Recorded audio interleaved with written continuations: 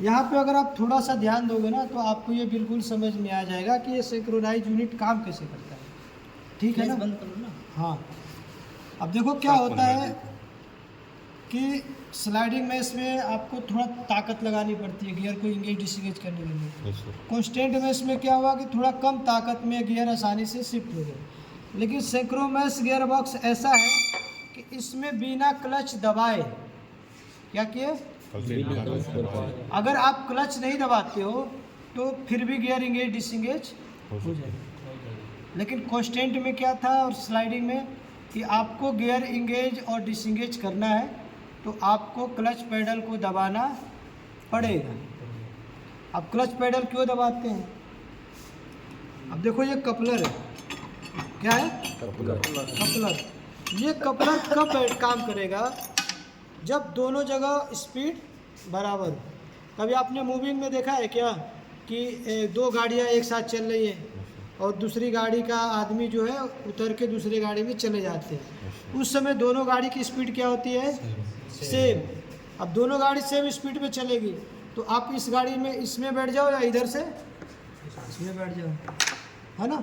तो इसी तरह गियर बॉक्स में कि जब हमें कपलर को शिफ्ट करना हो या गियर को इंगेज करना हो तो ड्राइव और ड्रिवन दोनों की स्पीड क्या होनी चाहिए?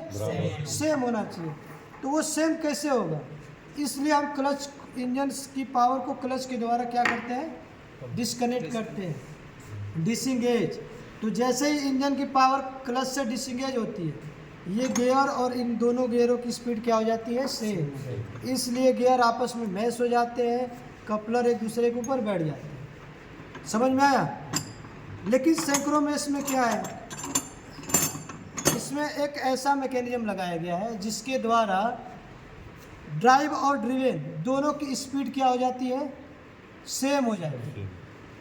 मतलब बिना क्लच दबाए दूसरा और तीसरा गियर क्या दोनों की स्पीड क्या हो जाएगी? सेम। जिससे अगर गियर दूसरे नंबर पे चल रहा है तो तीसरे गियर में आसानी से वो क्या हो जाएगा? इंगेज हो जाएगा बिना क्लच दबाए।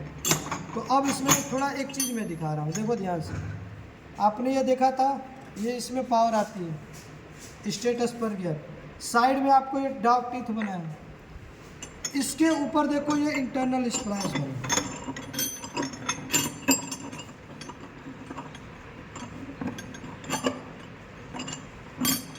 बैठ गया, ये घूम रहा है तो ये भी घूम रहा है ना? घूम रहा है। अब इसके भाग में देखो ये तिरछा भाग बना हुआ है, टेपर बना है। क्या है? टेपर बना है। इसको बोलते हैं कोन क्लच। क्या बोलते हैं? कोन क्लच। वहाँ पे दिखाओ, ठीक है ना? क्या है? कोन क्लच। अब देखो कोन क्लच के ऊपर ये एक रिंग है, इसको बोलते हैं ब्लॉकिंग रिंग। कौन सा? ब्लॉकिंग। उधर साइड में एक यूनिट पड़ा होगा, नहीं है? जान दो, छोड़ो, उधर ही है, बाद में देख लेना। अब देखो ध्यान से, इसके ऊपर ये बैठने के लिए ये भाग बैठ गया, लेकिन ये भी क्या है? तिरछा, टेपर रोलर बेरिंग लगा। ठीक है। अब इस यूनिट को देखो, अगर ये यूनिट पीछे है तो देखो इसके ऊपर क्या है? फ्री है। क्या है? फ्री है। फ्री है, कॉलम भी होगा, देखो क्या है? ये फ्री है। लेकिन अगर हम इसको बिल्कुल इसको आगे दबाते हैं, आगे दबाने के बाद देखो ये पूरा गियर घूम रहा है। अगर हम इसको थोड़ा सा पीछे करते हैं, देखो इसको घुमा रहे हैं ना, यहाँ से ध्यान से देखो, तो बिल्कुल देखो यहाँ पे फ्री घूम रहा है। क्या हो रहा है? फ्री घूम रहा है ना? फ्री घूम रहा है कि नहीं घूम रहा है? लेकिन इसको हम और पीछे दबा देते हैं ऐसे। अब देखो इसको हम घुमा रहे हैं, ये भी घूमने लगा। इसका मतलब क्या हुआ कि अब देखो ये काम कैसे करता है। और ये हिस्सा किस में लगा होता है? देखो इस पे क्या है ना, छोटा सा ये कट बना है, दिख रहा है क्या? अब ये कट किसके ऊपर बना होगा? आपने जैसे पढ़ा था मेन शाफ्ट, ये है मेन शाफ्ट के ऊपर लगा होता है। किसके ऊपर? Main shaft. इसी के ऊपर कपलर है, आपने देखा उसमें कपलर इसी के ऊपर लगा होता है ना, कपलर मेन शाफ्ट के ऊपर लगा होता है, मेन शाफ्ट के। और मेन शाफ्ट के साथ में देखो साइड में ये कट बना है, यहाँ पे देखो ये हिस्सा दिख रहा है क्या? थोड़ा सा है ना, दिख रहा है? Yes sir. अब इनके बीच में क्या होता है कि देखो, जैसे ही हम कपलर को आगे करेंगे, कपलर पहले किसके ऊपर आएगा? ये ब्लॉकिंग रिंग के ऊपर।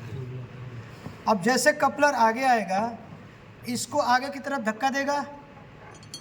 अब ये कपलर पहले इसके ऊपर मैच होगा ना, फिर जाके इसके ऊपर आएगा। तो अब जैसे ही कपलर आगे आएगा, इस ब्लॉकिंग रिंग को क्या करेगा? वो आगे की तरफ धकेलेगा। तो जैसे इसको आगे की तरफ धकेलेगा, मान लो ये दूसरा गियर है, ये गियर मान लो इसकी स्पीड अलग है और ये तीसरा गियर है ना। तो जैसे ये आगे आएगा, ये क्लच का काम करेगा, इसको बोलते हैं कोन क्लच। कौन सा?